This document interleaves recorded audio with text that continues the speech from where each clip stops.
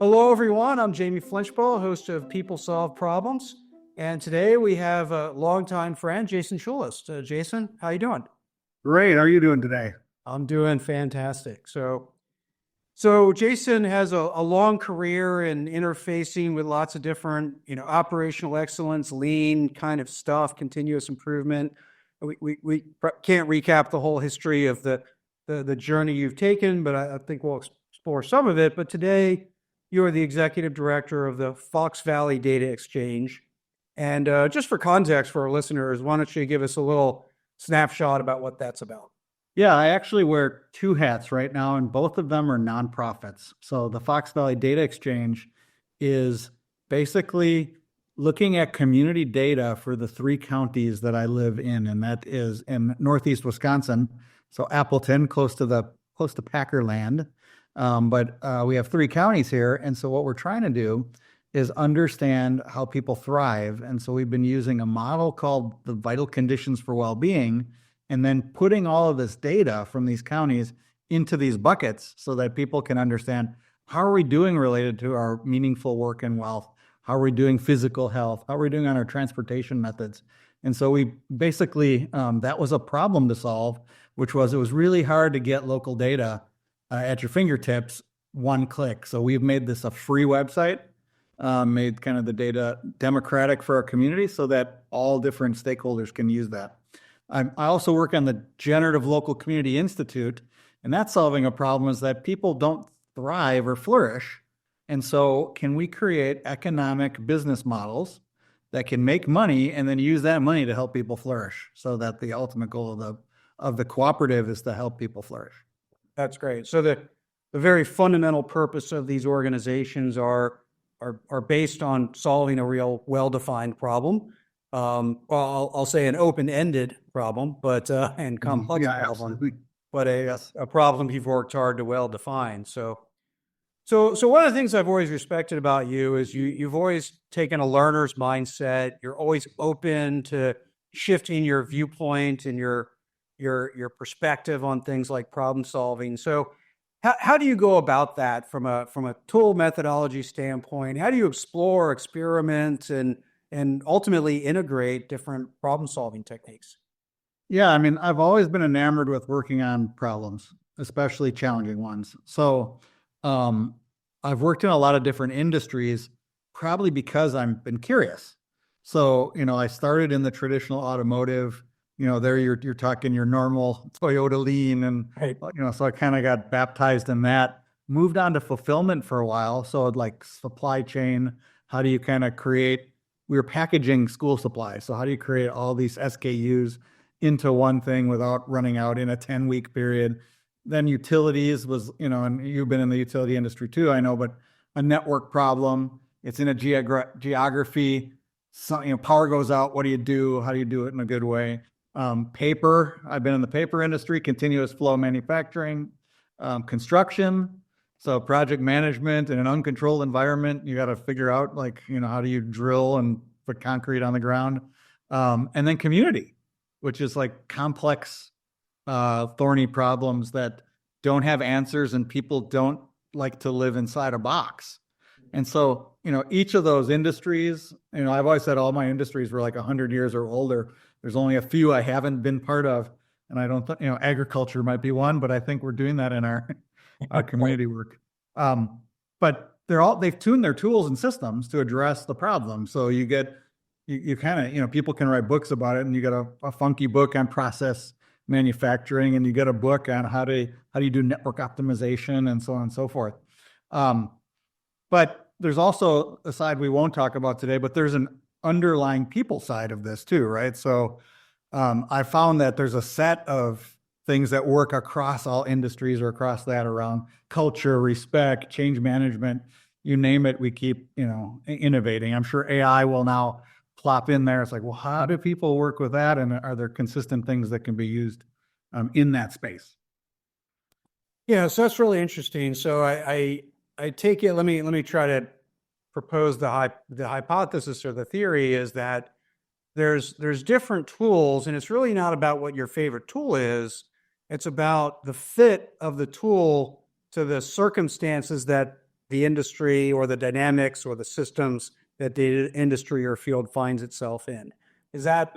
Yeah, exactly. So about 15 years ago, when I was at the utility, I was curious to determine whether, could we develop like a taxonomy of problem solving so that, there's different, sometimes you need a goat and sometimes you need, mushrooms, but, it depends on what you need for the fit of purpose. And so not all problems look the same to me. And what I learned then is I was doing research and I found David Snowden's Cynefin model. It looks like Cynefin if you're trying to spell it, but it's Cynefin because it's Welsh. And it's a model of sensing the world. And inside that model, you see like 4 primary domains. You see a clear domain, a complicated, a complex, and a chaotic. There's a 5th one that's like confusion, which means which one am I in? Got to figure it out. But really, I was looking at those 4 domains and wondered how you might address a problem differently, depending on like the type of problem being experienced. So, in the simple, you start to get into that cause-effect relationships, easy to see type of work. If you go to the Gemba in a manufacturing facility, at some point you kind of figure out what the problem is.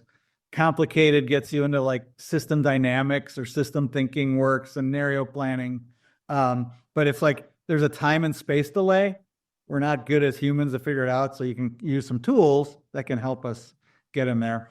The one I got most enamored with is complex or complexity or complex adaptive systems where there isn't an answer. So mathematically, unless you know all the initial conditions, which you don't, I don't know them in any system, the patterns shift and move. And so how you address that is differently than how you might look at something falling from the ground due to gravity. It's a whole different beast. And then there's finally chaotic. And chaotic, that would be things like Black Swan or Nassim Taleb. You can either take advantage of knowing there will be chaos over some period of time and trying to use that to your advantage, or you run away and get out of that to try to get to something where you can actually address the problem in a different way. So, so for example, when I think of complex adaptive problems, they don't have solutions. So I actually talk about addressing problems versus solving, because I can solve in the complicated and simple domain, but I can only address in the complex and the chaotic domain. And there's no answer. There's just these patterns. So there is an approach, though, that you can use. You can work these problems in a group. If everybody sees something different because they have a different perspective, different mental models, you start to observe the pattern in its multidimensional way. You try many small things and you iterate. So some outcomes are going to be nonlinear. So I can do something small, and they always talk about like the butterfly wings creates a hurricane or something like that. But you can find very small improvements can create big changes in a complex adaptive system.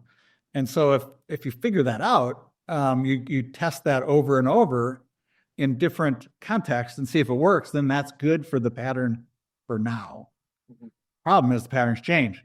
So you have to be in this kind of constant, I call it like a collective Gemba space where everybody is observing, watching the patterns. An example that's pretty appropriate is recently Syria just, a set of rebels in a week take an entire country and change it.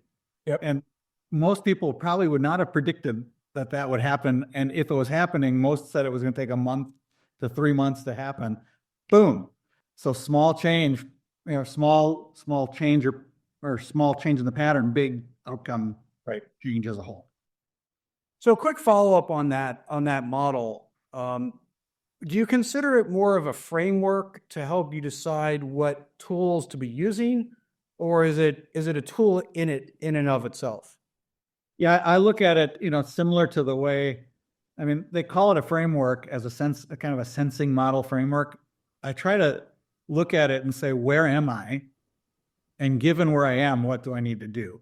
So I was thinking a little bit about Art Smalley's book, kind of 4 types of problem solving.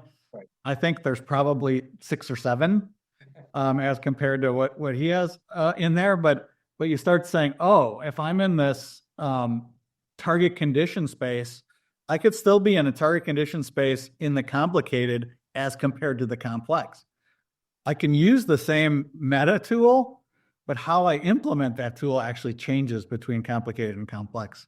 And so I've used this kata framework in the complex space, and it works at the meta level. But then how you kind of do the last step is a lot different than how you would typically in a factory. That's great. So, can you share maybe? I mean, you certainly work with some big and hard problems. That's kind of drawn you to some of this work. Can you share a difficult problem you've spent time working through, whether it's using that model or not? Yeah. So the problem would be solving poverty. Well, actually, it would be addressing poverty because it's There we go. But so what we were a few years ago, we were trying to figure out how could we address poverty, and we're lucky that we have a big golf outing here that raises multi-millions of dollars every year, and that money is used to allocate to work on basic needs or work on poverty. So we had kind of a sponsor, let's say, for that approach, and so I was helping them through it. And so what we had to figure out first was, what problem are we trying to solve?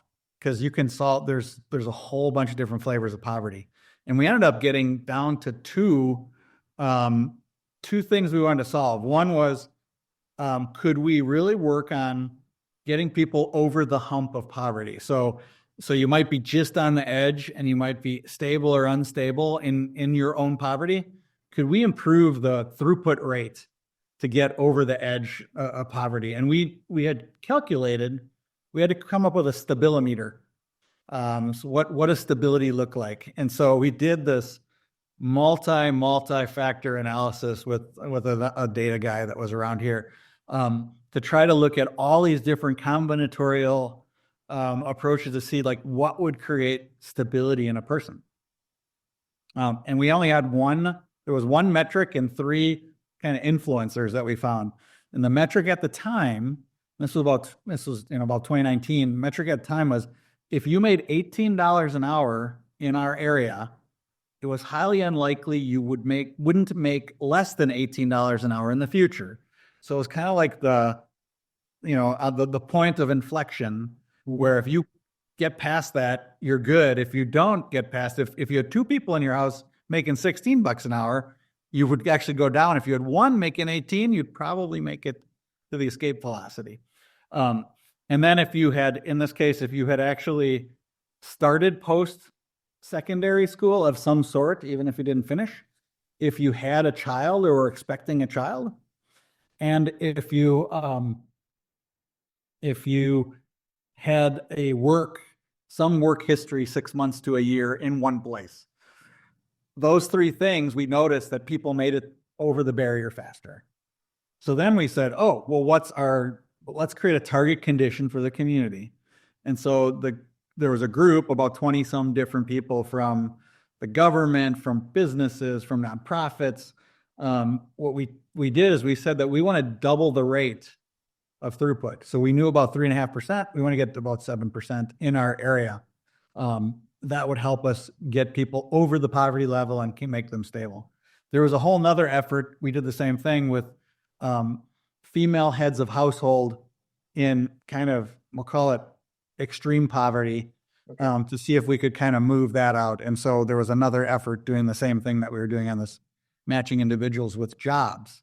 So we found, we know there's a bunch of people that don't make $18 an hour. And we know that there's a whole bunch of jobs that are over $18 an hour that are not filled. Mm-hmm. So could we be matchmaker? Could I be like filler on the roof? I think, right? Was it Yentl or something? Could we take people and jobs and match them together in our community? So we ended up using kind of the kata framework. So we had a target condition that we set. Right. We knew what our goal was. Everybody out of poverty. Everybody has a stable job. That was kind of our true north. And then we started to PDCA, understanding our current condition and our our desired condition on steps, we started PDCAing, but we didn't do single factor analysis PDCA. Okay. If you did that, one, it would take forever. Right. You have a bunch of volunteers in many cases that are doing this on top of their, nonprofit job, on top of their HR job. Right. So we ended up at one point with 27 parallel experiments going on to work on this problem. And everybody did PDCA cycles or PDSA cycles, however you want to call them. So we'd look at it, we'd say, what do we expect? What happened? And I would act as kind of that second coach. People would be doing those things. And so we found a couple things that were pretty interesting. One, there were 8 certifications or tech, kind of 2-year programs where everybody who came out of there made more than that wage, and everybody that came out of there got a job. So we're like, we called it the Elite 8. It's good as we get into basketball season. I'm a Marquette guy, and we're up there now this year. So, but Elite 8.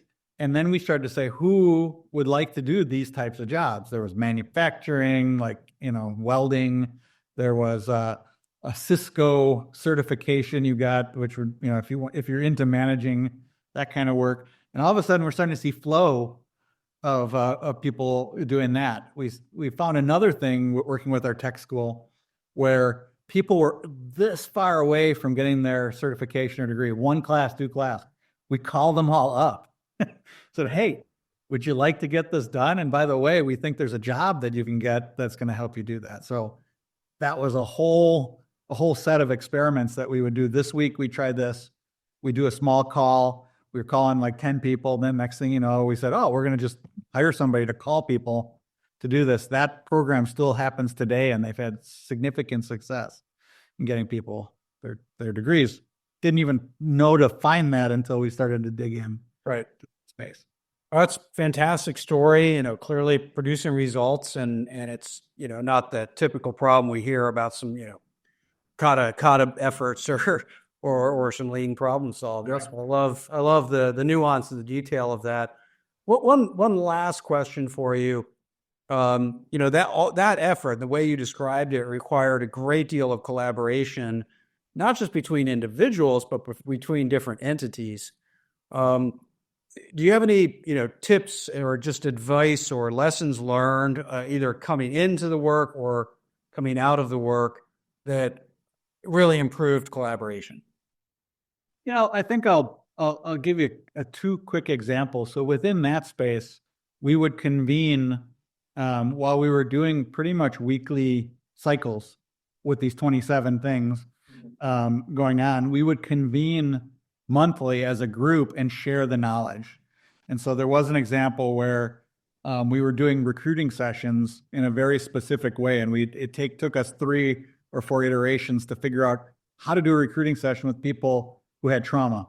Right. And that might be one of the reasons they didn't have a job. Well, we shared that, and all of a sudden, all the other groups are saying, I can replicate that in my experience, and now we can kind of create a larger change. So there was a little bit of what's in it for me for the businesses. Mm-hmm. A lot of the nonprofits knew who the people were, and they're trying to work on their mission. So that also makes a difference. There's a group we started here called CI Squared, which is continuous improvement times community, continuous improvement times community improvement. I think that's how I said it. Which creates this exponential outcome because it's CI squared. It's CI parentheses squared. And so it's a group of volunteer continuous improvement people in our area. We've had over 55 people volunteer over the last 8 years. And they volunteer working with nonprofits on problem solving, facilitation, and strategic planning. We've had over 80 interactions over those sets of years. But the point has been, what is your capacity to volunteer? And then can you volunteer into your desire and or skill? And so people are like, I want to give back to my community, but I don't want to necessarily stuff envelopes. And like I've been doing for Christmas cards right now. And yours is on the way, by the way. And the second, but I actually want to use my problem solving skills to help this nonprofit address a problem. So they feel good about it and they want to do that. So I've done the same thing with the data exchange, where I found data nerds who love to like play with data that can volunteer their data skills in helping to structure data that we can put on our website. Found other people in marketing that want to make a difference in the social media effect. So use their skills to kind of drive that. That's where I think collaboration, especially in community settings with volunteers, Right. really helps to create some sustainability and some growth for people. That's great. Really appreciate Jason sharing your perspective and your story, your experience, and wish you and your initiatives and your teams all the very best. Awesome. Well, thank you very much. It's great to be able to spend some time with you, and hope you have a good holiday season as well. Thank you. Are you a leader looking to level up your skills? Discover the J. Flinch Learning Lab, your gateway to insightful video courses on culture change, management systems, problem solving, and much more. Immerse yourself into content created by me and transform your leadership approach. Ready to grow? Visit jflinch.com/learninglab and use code PODCAST for an exclusive 30% discount. Invest in your leadership journey today.